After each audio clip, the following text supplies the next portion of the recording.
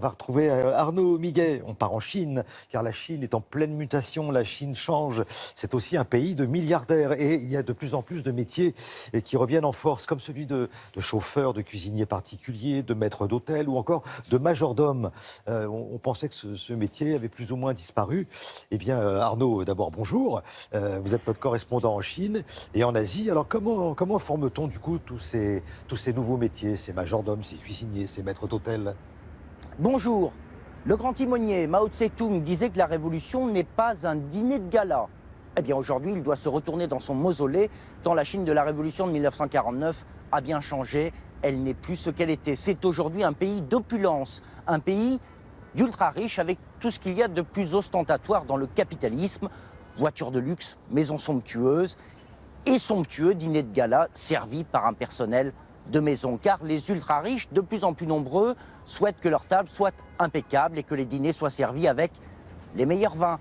Et du coup, il y a un boom dans les métiers de personnel de maison et de maître d'hôtel.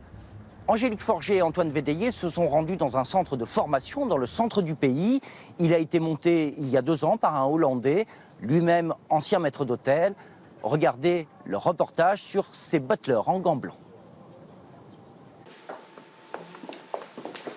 C'est une chorégraphie qui se joue en silence. Ces 9 apprentis la connaissent déjà par cœur. Tous rêvent de devenir majordome d'exception.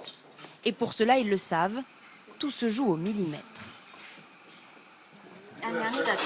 Je suis en train de mesurer la distance entre les couteaux et les fourchettes. Elle doit être de combien?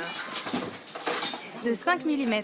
Ils viennent de toute la Chine, ont déboursé 7 000 € pour 6 semaines d'apprentissage à l'Occidental, sous le regard d'un ancien majordome hollandais, désormais directeur de l'école.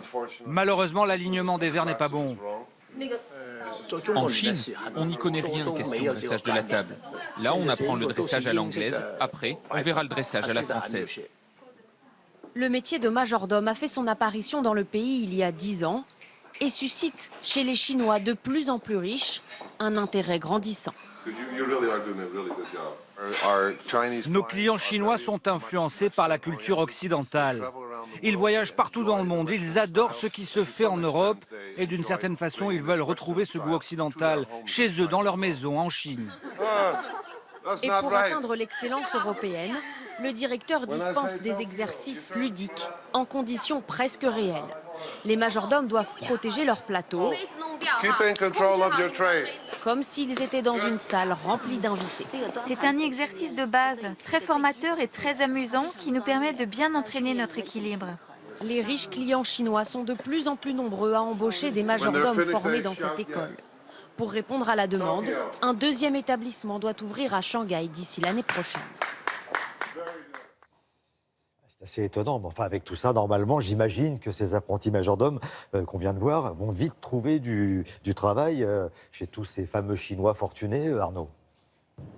Oui, tout à fait. Aussitôt sortis de l'école, aussitôt ces maîtres d'hôtel trouvent du travail. Car il faut dire que l'Empire du Milieu est le pays qui compte le plus grand nombre de milliardaires de la planète.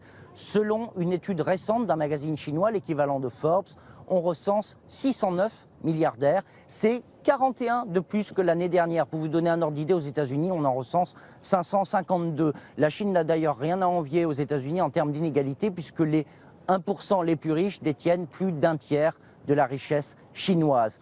En tête, Pékin, 100 milliardaires. À Paris, il y en a 30. Alors les métiers de service, oui, ils ont de l'avenir. Et il faut dire qu'ici, il y a du boulot dans ce domaine. Merci beaucoup.